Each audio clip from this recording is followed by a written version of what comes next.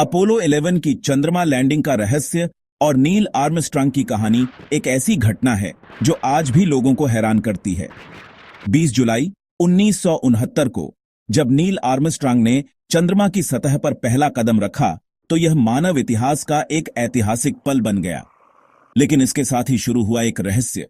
क्या यह सचमुच हुआ था या यह एक बड़ा धोखा था? सब कुछ शुरू हुआ 1960 के दशक में, जब अमेरिका और सोवियत संघ के बीच अंतरिक्ष की दौड़ अपने चरम पर थी। इसे स्पेस रेस कहा जाता था। 1961 में सोवियत संघ ने यूरी गागरिन को अंतरिक्ष में भेजकर पहला मानव अंतरिक्ष यात्री बनाया। अमेरिका पीछे रह गया था। उसी साल राष्ट्रपति जॉन एफ कैनेडी ने एक बड़ा ऐलान किया। अमेरिका दशक के अंत तक चंद्रमा पर इंसान को उतारेगा और उसे सुरक्षित वापस लाएगा। शाम 10:56 ईडीटी आर्मस्ट्रांग ने चंद्रमा पर कदम रखा और कहा, यह इंसान के लिए एक छोटा कदम है, लेकिन मानवता के लिए एक बड़ी छलांग। एल्ड्रिन उनके साथ शामिल हुए और दोनों ने 2.5 घंटे तक चंद्रमा पर समय बिताया। उन्होंने तस्वीरें लीं, चट्टानें इकट्ठी कीं और वैज्ञानिक उपकरण लगाए। 24 जुलाई को वे पृथ्वी पर सुरक्षित लौट आए। यह एक ऐतिहासिक जीत थी। पूरी दुनिया ने इसे टीवी पर देखा। करीब 60 करोड़ लोग इस पल के गवाह बने। अमेरिका ने सोवियत संघ को पीछे छोड़ दिया। लेकिन कुछ साल बाद सवाल उठने शुरू हुए, क्या यह सच था? 1970 के दशक में साजिश के सिद्धांत सामने आए। कुछ लोगों का मानना था कि यह सब नकली था, एक स्टूडियो में फिल्माया गया ड्रामा। इन दावों ने अपोलो 11 को एक रहस्य बना दिया। तो चलिए इन सवालों और सबूतों को देखते हैं। सबसे बड़ा दावा था कि चंद्रमा की तस्वीरें नकली थीं। लोग कहते हैं कि तस्वीरों में सितारे क्यों नहीं दिखते?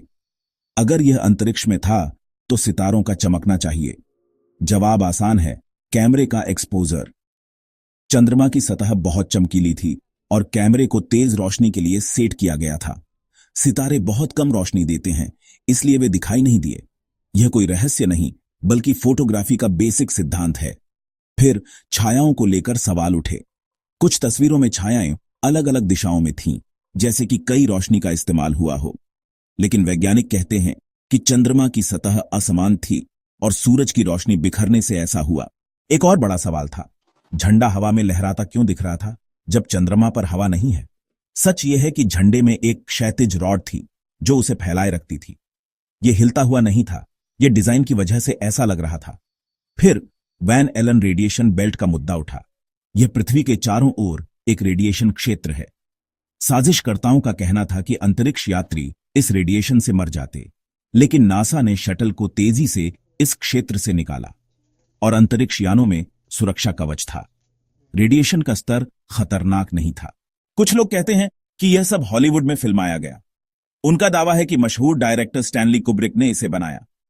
यह विचार 1978 की फिल्म कैप्रिकॉन 1 से प्रेरित था, लेकिन इसके कोई सबूत नहीं है। कुब्रिक की टीम ने कभी ऐसा दावा नहीं किया। फिर चंद्रमा से लाई गई चट्टानों को देखें।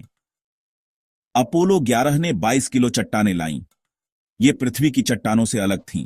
इनमें पानी के निशान नहीं थे और ये सौर हवाओं से प्रभावित थीं।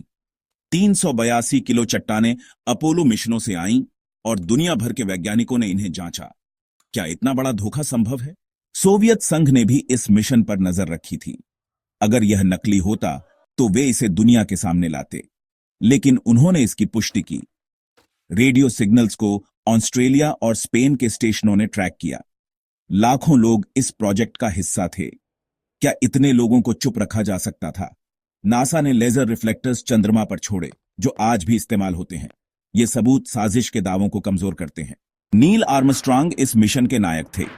उनका जन्म 5 अगस्त 1930 को ओहायो में हुआ था। कोरियाई युद्ध में पायलट रह चुके आर्मस्ट्रांग 1962 में नासा में शामिल हुए।